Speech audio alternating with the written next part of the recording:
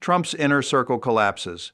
The Epstein files earthquake, Doge's spectacular implosion, and cabinet in crisis. In the shadowy corridors of power, when three separate earthquakes strike the same foundation within mere weeks of each other, it signals something far more dangerous than coincidence. Welcome to November 2025, a month that may well define the entire trajectory of Donald Trump's second presidency. What we're witnessing isn't just political turbulence or the usual Washington drama. This is the convergence of institutional breakdown, spectacular betrayal, and secrets that the most powerful people in America spent years desperately trying to bury. And over the next 43 minutes, we're going deep into every shocking detail, because what happens in these next few weeks won't just reshape this administration. It will fundamentally alter how we understand accountability, power, and the fragile mechanisms that are supposed to keep both in check. The air in Washington has changed. You can feel it in the hushed, urgent conversations behind mahogany doors. You can see it in the way once loyal allies suddenly discover convenient prior commitments when asked to defend the president on cable news. You can sense it in the nervous energy radiating from White House staffers who've quietly started updating their LinkedIn profiles and reaching out to headhunters. Three distinct crises are unfolding simultaneously, each one powerful enough to cripple a normal presidency on its own. Together, they represent something we've never quite seen before in modern American politics. First, there's the Epstein files saga, a political nightmare that Trump fought with every weapon in his arsenal to contain, only to watch it detonate in his face with such devastating force that even his most reliably loyal congressional allies abandoned ship. Then there's the quiet, almost embarrassing implosion of Doge, Elon Musk's much-hyped Department of Government Efficiency, which dissolved into bureaucratic vapor after a spectacular falling out between the world's richest man and the world's most powerful leader. And finally, simmering beneath the surface, there are the whispers of cabinet dysfunction, internal power struggles, and an inner circle showing stress fractures that insiders privately say could shatter completely as the administration approaches its critical one-year mark. Each story alone would dominate news cycles for weeks. Together, they paint a portrait of an administration under extraordinary, perhaps unprecedented stress. An administration hemorrhaging credibility with its own base. An administration facing questions that cannot be spun away, dismissed as fake news, or blamed on partisan witch hunts. Subscribe now, hit that notification bell, and comment below with where you're watching from, because we're about to take you inside the machinery of power as it grinds, sparks, and threatens to seize up completely. Part 1. The Epstein Files. When silence becomes impossible. Let's begin with what may be the single most politically radioactive issue to grip Washington in years: the Jeffrey Epstein files. For anyone who needs the background, Jeffrey Epstein was a financier and convicted sex offender who died in federal custody in August 2019 while awaiting trial on federal sex trafficking charges. His death sparked endless conspiracy theories, but what's never been in question is the disturbing extent of his connections. Epstein maintained relationships with some of the most powerful figures in politics, business, academia, and entertainment. Presidents, princes, billionaires, and celebrities all orbited through his world at various points. And sitting right in the center of many of those connections, for approximately 15 years, was Donald Trump. When Trump returned to the White House in January 2025, his Attorney General Pam Bondi made a very public, very specific promise that electrified his political base. In an interview with Fox News, Bondi said the Epstein files were sitting on my desk right now to review. The implication was crystal clear. After years of speculation, after countless conspiracy theories about what powerful Democrats might have done, the Trump administration was finally going to blow the lid off everything. For Trump supporters who genuinely believed that figures like Bill Clinton were deeply implicated in Epstein's crimes, this seemed like vindication was finally coming. But then something strange happened. Actually, nothing happened. Weeks turned into months. Bondi stopped mentioning the files in interviews. When pressed by reporters, Justice Department spokespeople became evasive. talking about ongoing reviews and proper procedures and protecting victim privacy. The promised transparency never materialized. The files remained sealed. And as spring turned to summer, Trump's own supporters started asking uncomfortable questions. Why the delay? What was being hidden? If Democrats were the ones with something to fear, why wasn't the Trump administration releasing everything? The tension reached a breaking point in early November when House Democrats, led by Oversight Committee ranking member Robert Garcia, released a tranche of emails from Epstein's estate. These weren't just any emails. These were private correspondences that painted a deeply uncomfortable picture of Epstein's relationship with Trump. In one email exchange from 2011 between Epstein and his associate Ghislaine Maxwell, who's currently serving 20 years in federal prison for sex trafficking, Epstein wrote about Trump in reference to one of his trafficking victims. The email described Trump as the dog that hasn't barked and claimed the victim spent hours at my house with Trump. Epstein noted that despite this, Trump has never once been mentioned. In another email, this one from January 2019, Epstein wrote to author Michael Wolff. The context appears to be a discussion about whether Trump had banned Epstein from his Mar-a-Lago club years earlier. Epstein wrote, "Trump said he asked me to resign, never a member ever. Of course, he knew about the girls as he asked Ghislaine to stop." Read that again. Of course, he knew about the girls. That's Epstein, in his own words, claiming Trump had knowledge of what was happening. A third email, from December 2015, shows Epstein and Wolff discussing an upcoming CNN appearance where Trump might be asked about his relationship with Epstein. Wolff suggested letting Trump hang himself if he denied being on Epstein's plane or at his properties. Wolff wrote that this would give Epstein valuable PR and political currency that he could use to either destroy Trump or save him, generating a debt. Now, it's crucial to be clear about what these emails do and don't prove. They don't contain direct allegations against Trump. They don't constitute evidence of criminal wrongdoing. What they do is raise serious questions about the nature and extent of Trump's relationship with a man who we now know without any doubt was operating a sex trafficking operation targeting underage girls. And more importantly, for our purposes tonight, they created an absolute political firestorm. Within days of these emails becoming public, something remarkable happened. Republican lawmakers, Trump's own party, began breaking ranks. Representative Thomas Massie of Kentucky, a Republican, had been pushing for months for a House vote on releasing all Epstein files. He'd gathered signatures for a discharge petition, a parliamentary maneuver that forces a vote even if leadership opposes it. Suddenly, after these emails dropped, Republicans started signing in droves. Conservative firebrands like Marjorie Taylor Greene demanded the files be released. Even Trump allies in Congress were saying publicly that transparency was needed. Trump initially fought back hard. He called the push for file release a hoax perpetrated by radical left lunatics. He accused his own supporters, who were demanding transparency, of being manipulated. He even called some of them former supporters, suggesting they'd been conned into caring about the issue. But the pressure became unsustainable. On November 17th, in a stunning reversal that shocked political observers, Trump posted on Truth Social, "House Republicans should vote to release the Epstein files because we have nothing to hide." The House voted on November 18th. The bill passed with only one opposing vote. Think about that. In today's hyperpolarized Congress, where even naming post offices becomes partisan warfare, a bill forcing the Justice Department to release all Epstein files passed the House with essentially unanimous support. The Senate moved even faster, passing it the same day. On November 19th, Trump signed it into law. The Justice Department now has 30 days to release everything. But here's where the story gets even more interesting. Trump's reversal, his signing of the bill, didn't calm the waters. It raised even more questions. Because if there's truly nothing to hide, why did he fight so hard for so long?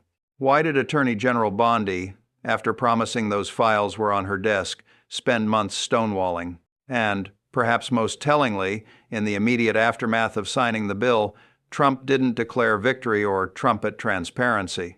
Instead, he went on the offensive, demanding that Bondi launch a Justice Department investigation into Epstein's connections to his political enemies, including Bill Clinton, former Harvard president Larry Summers, and LinkedIn co-founder Reid Hoffman. This tactic, trying to flip the script and make the story about Democrats, might have worked in the past. But November 2025 is not 2016 or even 2020. Trump's own base is demanding answers. His own party abandoned him in Congress, and the clock is now ticking. By December 19th, those files must be released. What's in them? We don't know. But what we do know is that the president's behavior, the months of resistance followed by sudden capitulation, doesn't exactly inspire confidence that whatever's coming will be exculpatory. There's another dimension to this that bears mentioning. Melania Trump, the First Lady, has been drawn into the Epstein orbit in ways that have created their own legal battles. Back in August, Melania's attorney sent a letter to Hunter Biden threatening a $1 billion lawsuit if he didn't retract statements he'd made in a video interview. What had Biden said? He claimed that Epstein had introduced Melania to Donald Trump. Melania's team called this defamatory. Biden didn't retract. The letter was then leaked to media, which Melania's team claims was a deliberate attempt by Biden to manufacture publicity. As of now, no lawsuit has been filed, but the threat hangs there. Additionally, author Michael Wolff, the same person appearing in those Epstein emails, was also threatened with legal action by Melania after he claimed in his books about the Trump presidency that Melania had been very involved in Epstein's social circle. Wolff has stood by his reporting. Melania has not followed through with a suit.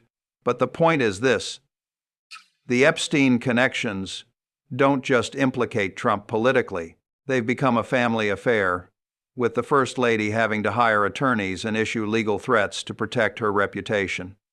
What happens next with the Epstein files?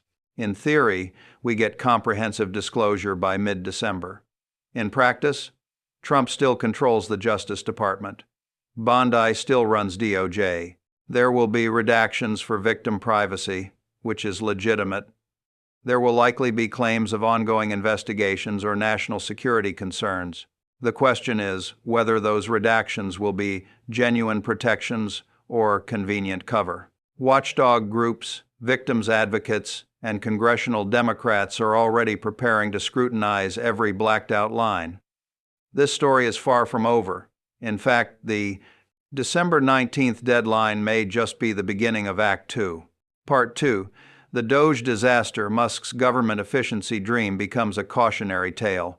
If the Epstein files represent a slow-burning crisis that finally exploded, the story of Doge, the Department of Government Efficiency, is almost the opposite. It's the story of a spectacular launch, followed by catastrophic failure, followed by a quiet, almost embarrassed dissolution that only became public knowledge last week. Let's rewind to January 20th, 2025.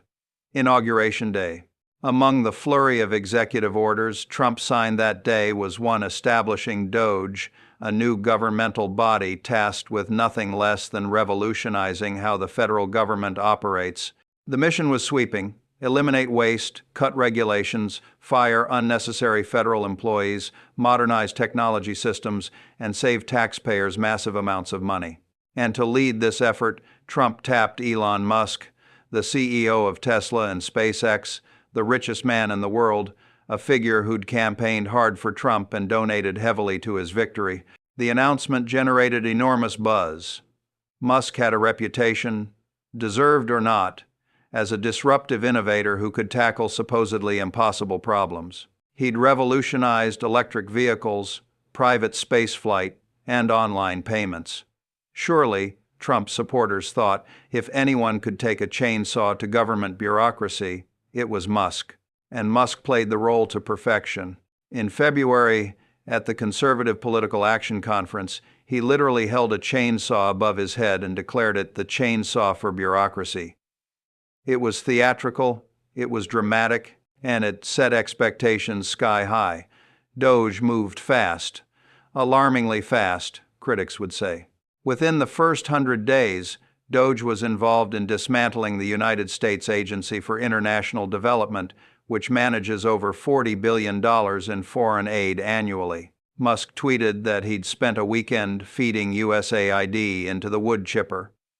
Thousands of employees were fired or furloughed. Programs providing food aid to desperate populations abroad were terminated. Medical research funding dried up. AIDS treatment programs lost support. The cuts extended to domestic agencies. The Department of Health and Human Services saw major layoffs. The FDA faced staff reductions. The United States Postal Service cut workers. In an August interview, Scott Kupor, the director of the Office of Personnel Management, said Doge's cuts accounted for almost 300,000 jobs eliminated across the federal government. 300,000 people out of work in less than 6 months. Doge claimed this was efficiency. Critics called it carnage. But Doge's reach extended beyond just firings. The organization was given unprecedented access to sensitive government databases and computer systems. We're talking about Treasury Department payment systems, IRS taxpayer data, Social Security records, Interior Department files. A Senate Democratic report from September alleged that Doge copied Americans' sensitive Social Security and employment data into a cloud database without any verified security controls, creating massive cybersecurity risks and potentially exposing millions of Americans to foreign hacking. Through all of this, Musk presented Doge as wildly successful. He claimed that the effort would save taxpayers $1 trillion by September. That was the promise. $1 trillion in savings. Doge's website, which still exists as of this recording, claims it achieved $214 billion in savings at the federal level. But here's the problem. Outside experts couldn't verify those numbers. Doge never maintained detailed public records of its work. The savings figures appeared to be inflated, rewritten, or in some cases, entirely invented. A common trick was to count entire program budgets as savings, even if the programs hadn't actually been eliminated yet, or if the cuts would simply shift costs elsewhere. And then came May. On May 22nd, the Republican-controlled House of Representatives passed what Trump called his One Big Beautiful Bill by a single vote. This was a massive tax and spending package that extended Trump's 2017 tax cuts and outlined various domestic policy priorities. The problem? The bill was projected to increase the federal deficit by nearly $3 trillion. For Musk, who'd been brought in specifically to cut spending and reduce the deficit, this was an absolute betrayal. He'd spent months firing federal workers and gutting programs in the name of fiscal responsibility, and now Trump was pushing through a bill that would blow a $3 trillion hole in the budget. Musk didn't hide his displeasure. He publicly criticized the bill. He told a journalist that he thought a bill can be big or it can be beautiful, but I don't know if it can be both. That might seem like a mild criticism, but in Trump's world, any public disagreement is disloyalty. And Musk went further, reportedly telling people privately that Trump's 2024 victory had depended significantly on Musk's support and money. He even posted on X, his social media platform, that Trump is in the Epstein files and suggested that's the real reason they have not been made public. That post caused an absolute meltdown in Trump's inner circle. On May 28th, Musk announced on X that his time with the administration had come to an end. His special government employee contract was expiring, and he wouldn't be renewing it. He thanked Trump for the opportunity and walked away. Trump, in an Oval Office press conference, gave what might be the most telling quote about their relationship. A reporter asked if he and Musk were still close. Trump responded, "Elon and I had a great relationship. I don't know if we will anymore. That should have been the end of Doge." Musk was gone. The driving force, the public face, the supposed genius behind the operation had quit after just 4 months. But here's where things get strange. The Trump administration never officially announced Doge's closure. People just quietly assumed it would continue under new leadership. Amy Gleason, Doge's acting administrator, was simultaneously serving as an advisor to Health and Human Services Secretary Robert F. Kennedy Jr. Other senior Doge staff moved into positions at other agencies. The operation's visibility dropped off a cliff. And then, last week, the truth came out. On November 23rd, Reuters asked Scott Kupor, the director of the Office of Personnel Management, about Doge's current status. His response? That doesn't exist. 2 words. That doesn't exist. Doge, the supposedly revolutionary initiative that was going to save $1 trillion and remake government, doesn't exist anymore. It's been disbanded with 8 months left on its charter. Trump's original executive order had decreed Doge would last through July 2026. Instead, it quietly dissolved in November 2025, 5 months ahead of schedule.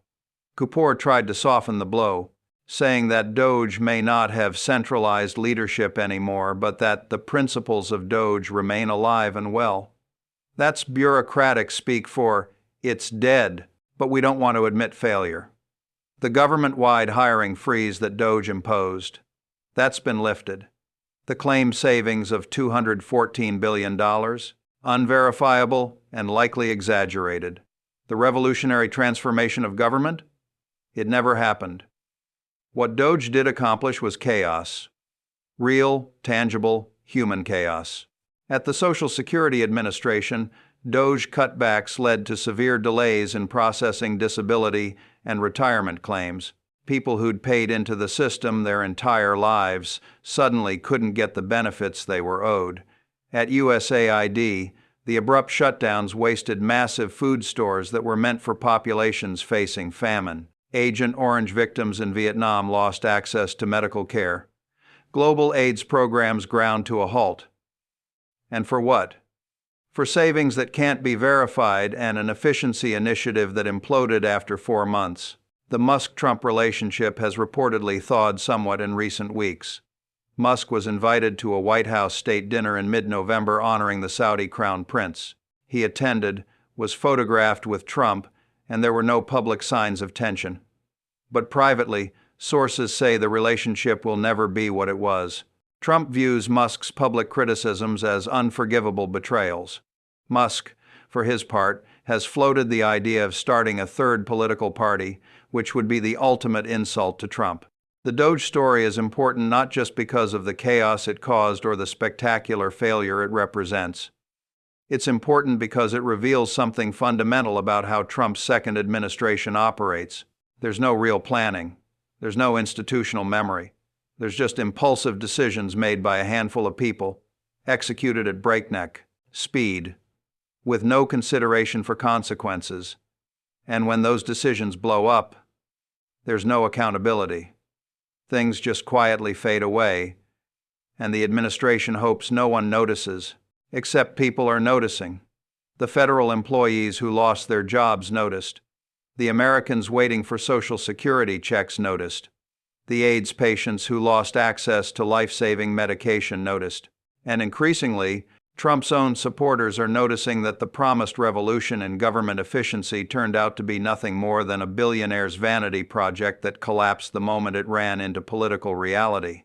Part 3, Cabinet in Crisis, the quiet fractures in Trump's inner circle. If the Epstein files are an external threat and Doge was a spectacular public failure, what's happening inside Trump's cabinet and closest circle of advisors represents something potentially more dangerous: internal decay. Late last week, CNN reported that the White House is preparing for possible cabinet turnover as Trump approaches the 1-year mark of his second term. On the surface, this might seem normal. Cabinet members leave, administrations refresh. But the details of the reporting suggest something more concerning is happening behind the scenes. The Department of Homeland Security appears to be the epicenter of current tensions. DHS Secretary Kristi Noem, the former governor of South Dakota, has been overseeing Trump's immigration enforcement priorities, which have been central to his political brand. But Noem isn't operating alone at DHS. Also at the department is Corey Lewandowski, Trump's former campaign manager from 2016. Lewandowski doesn't have a traditional senior role. He's there on what's called special government employee status, which is temporary and limited to 130 workdays in a year. But according to multiple sources who spoke to CNN, Lewandowski has amassed enormous power at DHS, essentially operating as a co-leader with Noam. The problem? Lewandowski's relationship with many in Trump's actual inner circle, including Chief of Staff Susie Wiles, is described as strained at best.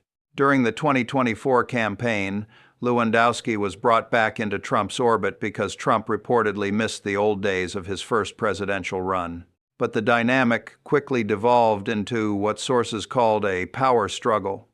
Lewandowski kept trying to assert himself in high-level decisions, frequently bypassing official channels to take his opinions directly to Trump. Wiles and campaign co-chair Chris LaCivita were reportedly furious about this. Lewandowski was sidelined before the campaign ended. The fact that he didn't get a top West Wing position was widely viewed as a snub.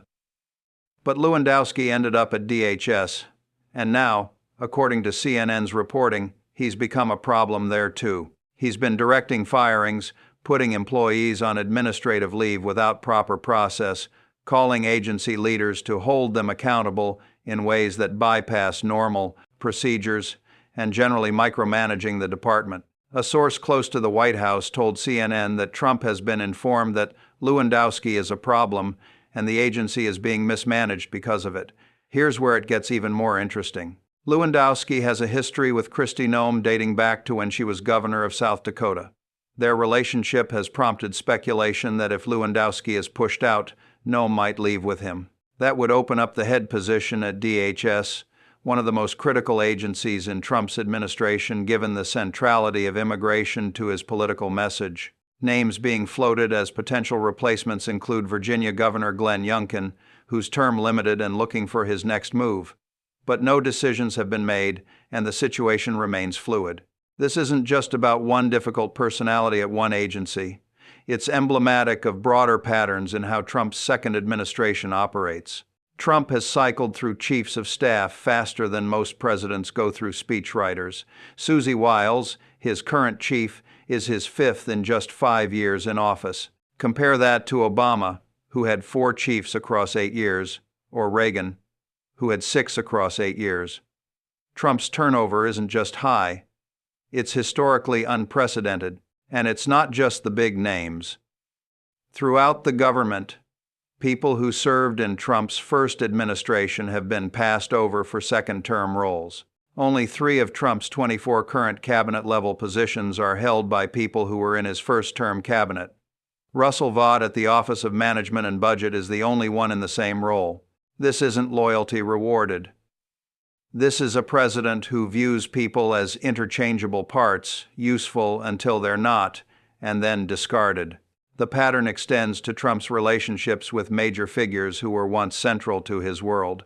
Remember, Trump's first term saw spectacular falling outs with people like former Chief of Staff John Kelly, former National Security Advisor John Bolton, and former Attorney General Bill Barr. All 3 have become vocal critics, sometimes describing Trump in terms that would be shocking if they weren't so consistent. Kelly has called Trump a fascist. Bolton has said Trump is unfit for office. Barr has said Trump shouldn't be president. Now, in his second term, we've already seen Trump turn on Marjorie Taylor Greene, once one of his most loyal congressional supporters. Last week, Greene announced she'd be resigning from Congress in January after Trump called her a traitor and said he'd support a primary challenge to her seat. What was her crime? She vocally supported releasing the Epstein files, which, at the time, Trump was opposing.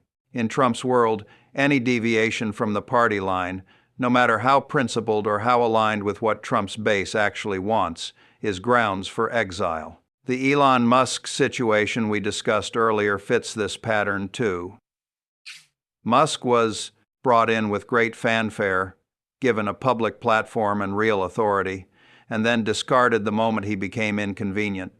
The relationship may be thawing now, but the damage is done.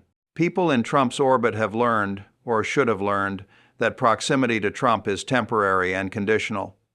What does this mean practically? It means Trump's second administration is being run by a core group of people who've learned that survival requires absolute, unwavering loyalty and a willingness to never, ever contradict the president, even in private. That's not a recipe for good governance. That's a recipe for groupthink, terrible decisions, and eventual catastrophe. Sources tell CNN that Stephen Miller, one of Trump's longest-serving advisors, remains influential, along with Dan Scavino and Stephen Cheung. These are people who've mastered the art of Trump management, who know when to speak and when to stay silent, who understand that their job is not to provide counsel but to affirm. That's a very different model from traditional presidential advising, where you want a diversity of viewpoints and people willing to tell you hard truths. Family members, interestingly, are less prominent this time around. Ivanka Trump and Jared Kushner, who were fixtures in the first-term West Wing, have officially stayed out of government in the second term. Kushner has resurfaced recently as a key figure in Middle East diplomacy, but he doesn't have a formal role. This might seem like a healthy development, less nepotism, more professional governance, but it also means Trump has fewer people around him who can speak candidly without fear of being fired. As the administration approaches its one-year mark, the speculation about cabinet turnover isn't just about Homeland Security. There are whispers about other departments, other tensions, other officials who've fallen out of favor or who are looking for exit strategies. In a normal administration, this would be kept relatively quiet until decisions were made. But Trump's White House leaks like a sieve, often deliberately, as different factions try to plant stories that serve their interests. The broader point is this: an administration in constant turnover, where loyalty is prized above competence and where disagreement is punishable by exile, is an administration that cannot effectively govern. It can't develop long-term strategies. It can't maintain institutional relationships. It can't learn from mistakes because the people who were there for the mistakes get fired and replaced by new people who then repeat the same errors. And this brings us back to where we started. The convergence of crises. The Epstein files, which Trump tried and failed to contain. DOGE, which promised revolution and delivered chaos before collapsing entirely. And now, a cabinet and inner circle showing signs of strain just as the administration faces its most significant challenges. Part 4. Where this all leads. So what does this all mean? Where are we headed? Let's connect the dots. First, the Epstein files. We're now on an inexorable path to some kind of disclosure. Maybe it will be comprehensive. Maybe it will be heavily redacted. But something is coming by December 19th. If the disclosure is seen as incomplete or inadequate, the backlash won't just come from Democrats. It will come from Trump's own base, which has been demanding transparency on this issue for years. If the disclosure is comprehensive and contains damaging information, that's obviously a huge problem. Either way, this doesn't just go away. Second, DOGE's failure. The dissolution of DOGE might seem like just another failed initiative, but it's actually more significant. It represents the failure of Trump's entire approach to government reform. The idea was to bring in a disruptive outside figure, give him broad authority, and let him remake government from the ground up. That experiment failed spectacularly. It failed because governing isn't like running a private company. You can't just fire hundreds of thousands of people and expect systems to keep working. You can't ignore institutional knowledge and legal constraints. The hubris of thinking Musk could revolutionize government in his spare time while still running multiple companies was breathtaking. The collapse was inevitable. Third, the internal dysfunction. An administration with this much turnover, this many internal tensions, and this little institutional stability is vulnerable. Vulnerable to making mistakes. Vulnerable to being outmaneuvered by adversaries. Vulnerable to losing support from its own party. We've already seen Republican members of Congress abandon Trump on the Epstein files issue. That was unthinkable even 6 months ago. What else might they abandon him on as we head into 2026 and the midterm elections? Which brings us to the electoral dimension. The midterms are now less than a year away. Historically, the president's party loses seats in midterm elections. If Republicans lose control of the House, Trump's ability to govern, already limited, becomes even more constrained. And right now, the dynamics are not favorable for Republicans. Recent polling shows Trump's approval on the economy is underwater. Voters say by a 10-point margin that Democrats have a better plan for affordability. The government shutdown that stretched through October and into November was deeply unpopular, with Trump, congressional Democrats, and congressional Republicans all seeing disapproval ratings above 60% on their handling of it. Moreover, specific Trump policies are facing pushback. His decision to immediately terminate temporary protected status for Somalis in Minnesota, which he announced on Truth Social in characteristically inflammatory fashion, has drawn criticism not just from Democrats but from legal scholars who question whether a president can selectively revoke protected status from one nationality in one state. His threats to arrest Democratic lawmakers for seditious behavior after they made a video about refusing illegal orders has alarmed civil liberties groups and even some Republicans who remember that whole Constitution thing they ostensibly care about. The international front isn't much better. Trump's pressure on Ukraine to accept what many view as a pro-Russia peace deal is fracturing his relationship with European allies and even some congressional Republicans. Former Senate Majority Leader Mitch McConnell, no liberal, has essentially accused Trump of trying to appease Putin. That's not a messaging problem. That's a substantive policy disagreement with real consequences. On the domestic front, Trump's mass immigration enforcement operations continue to generate controversy. Federal judges have blocked some of his more aggressive policies. The decision to share IRS taxpayer data with ICE for immigration enforcement purposes was blocked just last week by a federal judge who called it a violation of long-standing privacy protections. These aren't just liberal activist judges. These are legitimate legal constraints on executive power. Add it all up, and what you have is an administration that's simultaneously fighting battles on multiple fronts, internal and external, with diminishing resources and credibility. The Epstein Files story has damaged Trump's standing with his base.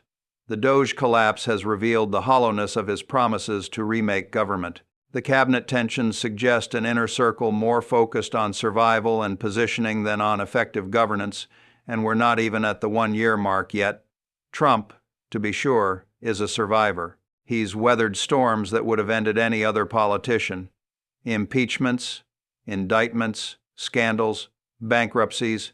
He's survived them all. But survival isn't the same as success.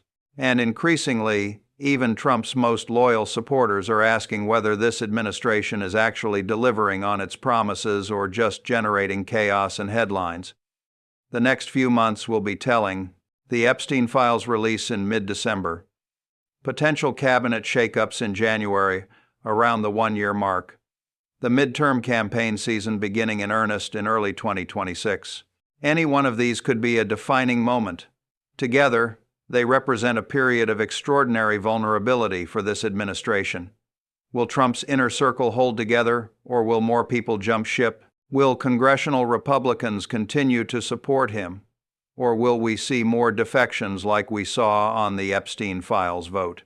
Will the American public, facing ongoing affordability challenges and watching government dysfunction, decide they want a change in the 2026 midterms? These are the questions that will define the next chapter of this presidency. Conclusion. The reckoning ahead. As we close out November 2025, we're watching something rare in American politics. The convergence of multiple crises that are individually serious and collectively potentially transformative. The secrets buried in Epstein Files threatening to surface. The failure of a signature reform initiative. The internal fractures in an administration that can't seem to maintain stability or competence. This isn't a moment for gloating or celebration, regardless of your political persuasion. When the institutions of government dysfunction, when accountability mechanisms break down, when the people in power are more focused on survival than service, we all lose. Democrats, Republicans, independents, everyone has a stake in having a government that actually works. The question now is whether these crises will force a recalibration. Will Trump learn from these failures and adjust his approach? History suggests not. He's 79 years old. His patterns are deeply ingrained. He views compromise as weakness and loyalty as the only virtue. But maybe, just maybe, the magnitude of what's happening will break through. Or maybe not. Maybe we're just at the beginning of a slow-motion collapse that will play out over the next 3 years.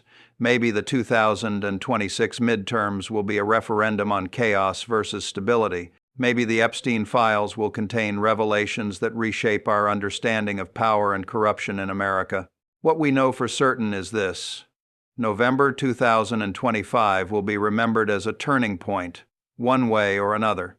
The inner circle isn't just strained, it's fracturing. The secrets aren't just buried, they're being unearthed. And the promises aren't just unfulfilled, they're being exposed as hollow. If you found this analysis valuable, hit that like button, subscribe for more deep dives into the stories that actually matter, comment below with your thoughts. Where do you think this is headed? Are we witnessing the beginning of the end for this administration, or will Trump once again prove his critics wrong and emerge stronger? The next few months will tell us everything. Thanks for watching. Stay informed, stay engaged, and remember, in a democracy, accountability isn't just something we hope for. It's something we demand.